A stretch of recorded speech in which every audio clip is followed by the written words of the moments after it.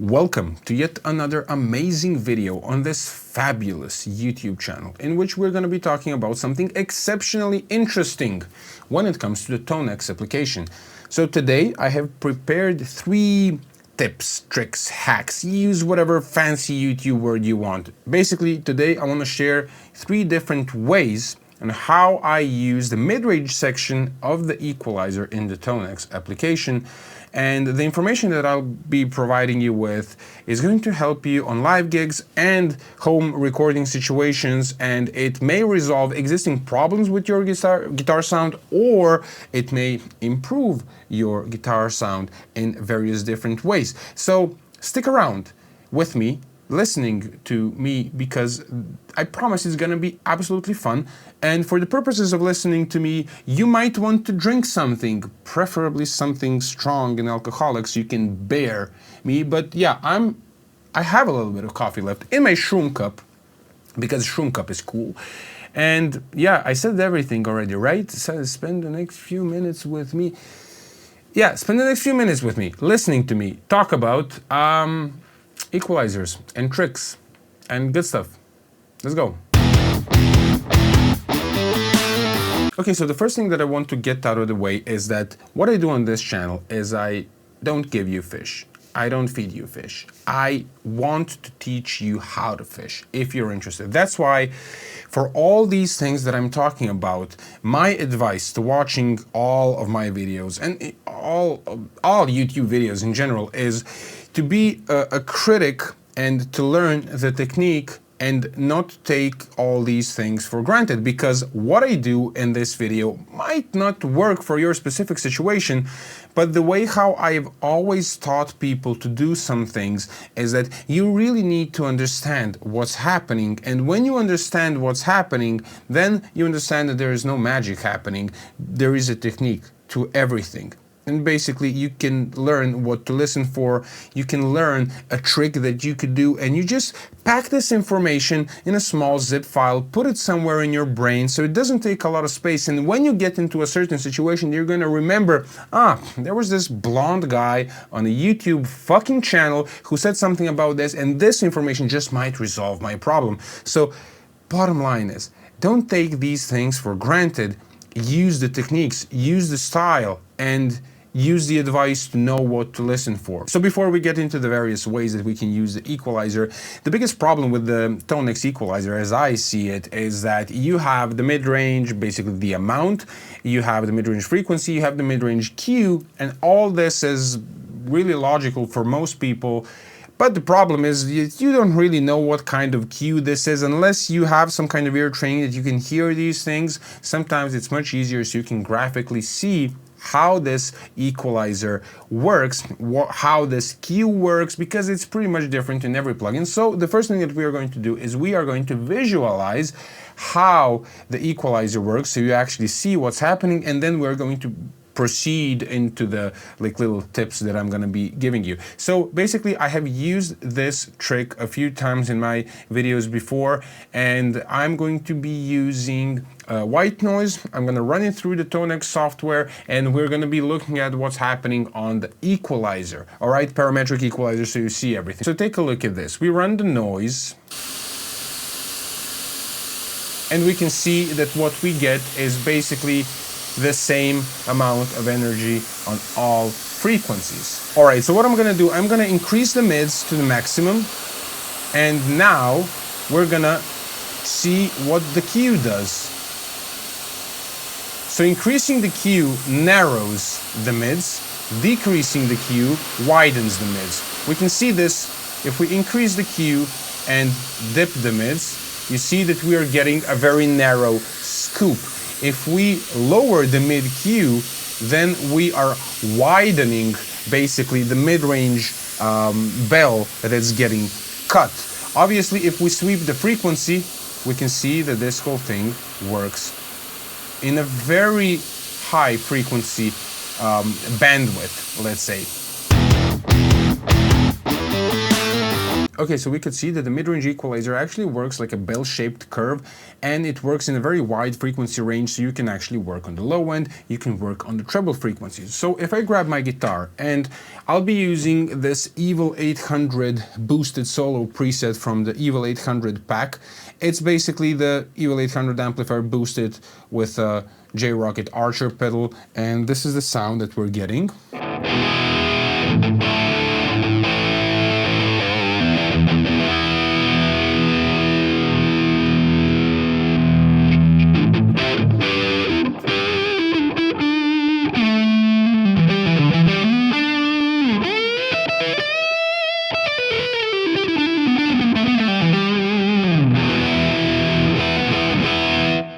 There is nothing necessarily wrong with this sound, but I'm using this as an example so I can illustrate the technique. So if we, for example, run the noise through this whole preset, what we're going to be seeing on the equalizer is how both the impulse response and the amplifier actually affect the sound. So take a look at this.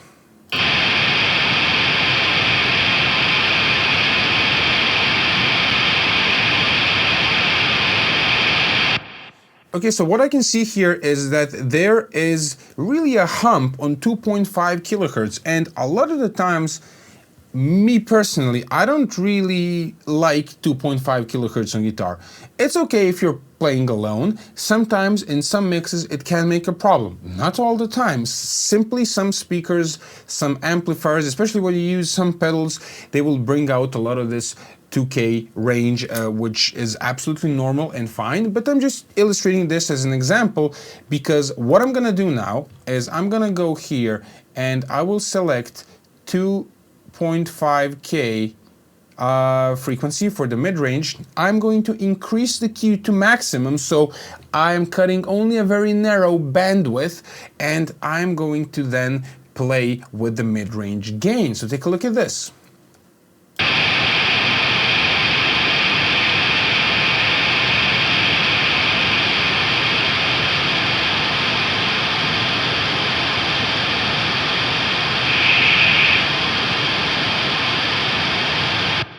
Alright, so you can see that I was able to tame this frequency range that I selected that it potentially annoys me. Alright, so let's try all this with the guitar.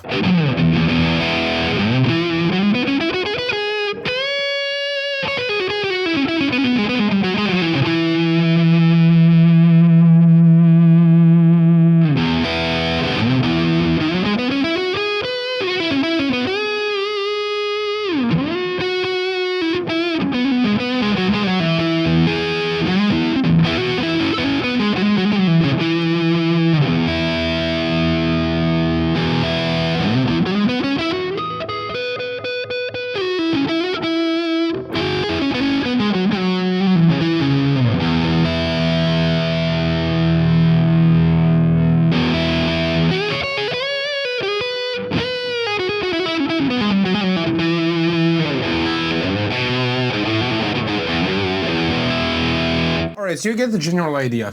Maybe for this particular application, maybe I wouldn't need to cut these frequencies.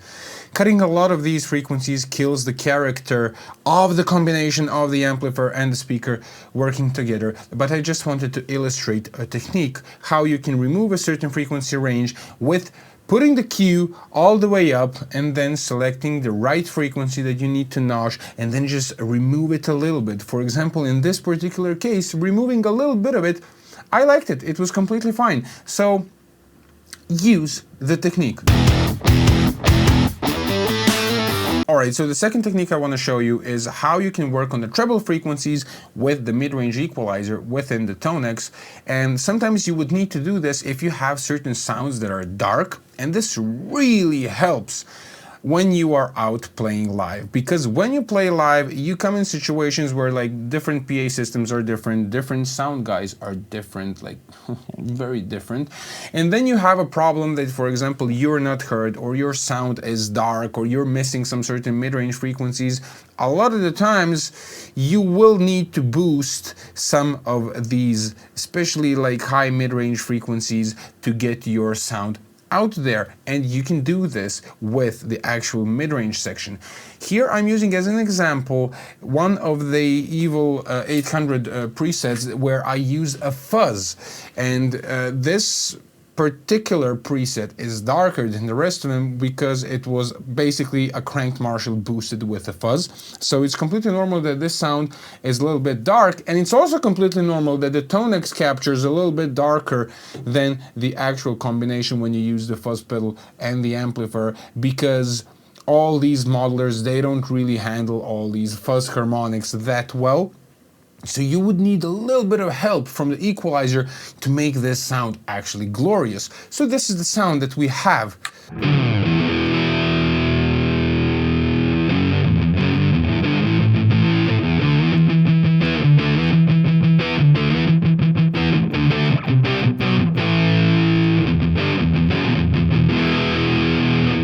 Alright, so it's a little bit dark. So what can we do to improve this sound? Basically what I do is I select the mid-range around 3K. We're gonna put it at 3K, but I like to work around it. If I like to boost, I like to boost around 3K. What I like to do is I like to use a wider Q, because when you're boosting frequencies and you use a wide Q, then it sounds more natural. If you're boosting with a narrow Q, you are just going to get, let's say, a certain whistling in this certain frequency range, and it can get problematic. So wider bandwidth means lower Q, let's say 3K, and let's boost the mids and see what's actually happening.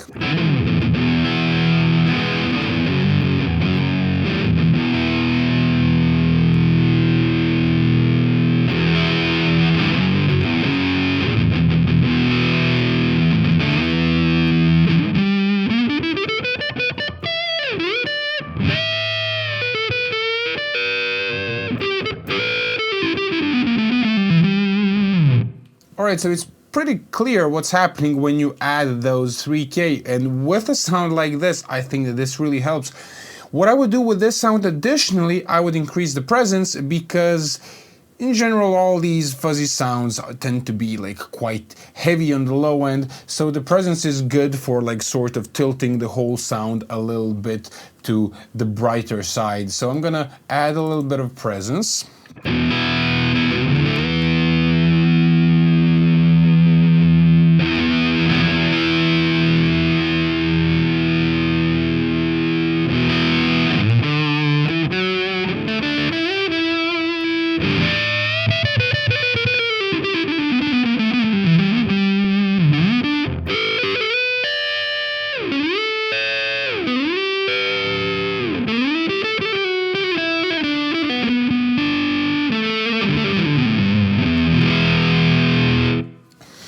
From my experience, I can only say that a lot of the times when you're working on gigs, you would need to create a little bit of a harsher sound on your amplifier, because what comes out goes through a lot of processing, and it really depends on who is working on the sound. What I'm trying to say is that a lot of the times these fuzz sounds sound absolutely great when you play them in the room, but get lost in the mix because of all the low end, and sometimes it's really useful to just make them a little bit harsher so they cut through the mix. That's at least my experience. By the way, if you like these presets, you should know that you can find them on the Slightly Technical Academy, which you can find at slightlytechnicalacademy.com. Over there, registration is for free, and you also have the Evil 800. There is a free preset, and you obviously can buy the full pack, and there are other ToneX packs and a lot of knowledge to be found on the Slightly Technical Academy. Registration is for free. Go visit it, and if you like this video, just click the like button, because that helps a lot, and subscribe to the channel, because that helps a lot. So thank you. Let's move on. All right, so the third technique that I want to show you is actually quite different from what we were doing just now, and we're going to be using yet another preset from the Evil 800 pack, and it's the hairy 80s solo thing, which is using a completely different impulse response, and it's supposed to sound brighter and edgier, like a completely different school of sound. Now, let's take a listen how it sounds.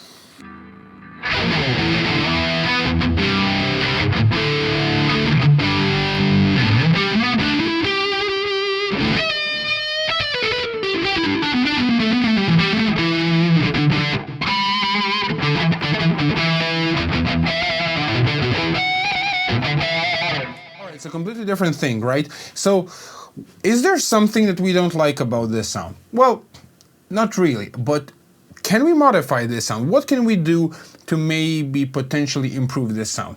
Well, take a look at this.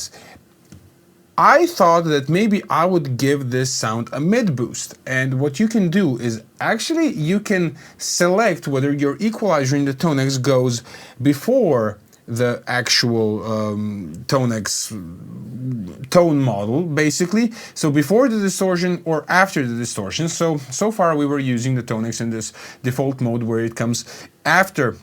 We were using the equalizer when it comes after the distortion. Now we're gonna use it so it comes before the distortion, and we're basically gonna roll the bass off all the way. We're gonna roll the treble off all the way, and we are going to increase the mid-range to the max. And we're gonna leave the mid-Q, we're gonna leave it, let's say, just as it is now.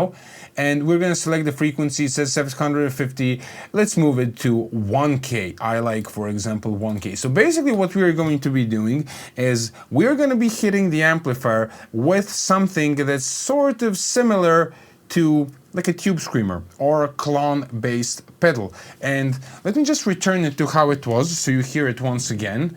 And then we're gonna do all these interventions. So take a look at this. This is our sound.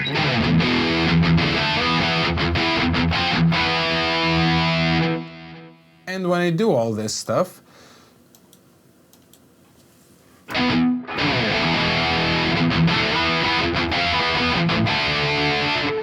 all right, so what happened now is the distortion got a lot richer because we are sort of pushing some mid-range through this tone model, and it's distorting completely differently, but it obviously lacks the low end that it had before, so we can use the depth to compensate. So I increase the depth all the way and I get this.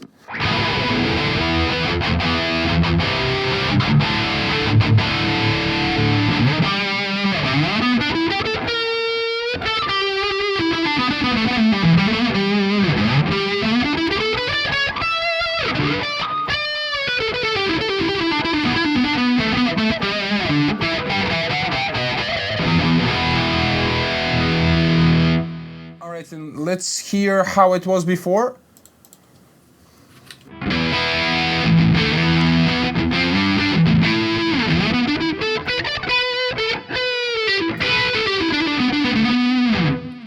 It is a different sound, and that's the point. The general idea was not to make this sound better, because I don't think it sounds better this way, but it's like you can have this preset and then you can have the mid-boosted one for, let's say, for a solo or maybe for a rhythm or something like this, because the richness of the distortion makes the sound completely different, and you can just save it as a different preset and you can have it on your foot switch, which can be a very useful and cool trick to use. Now, these were the 3 tricks that I wanted to share today with you, and I hope you like them, and I'll be seeing you in the next video extremely soon.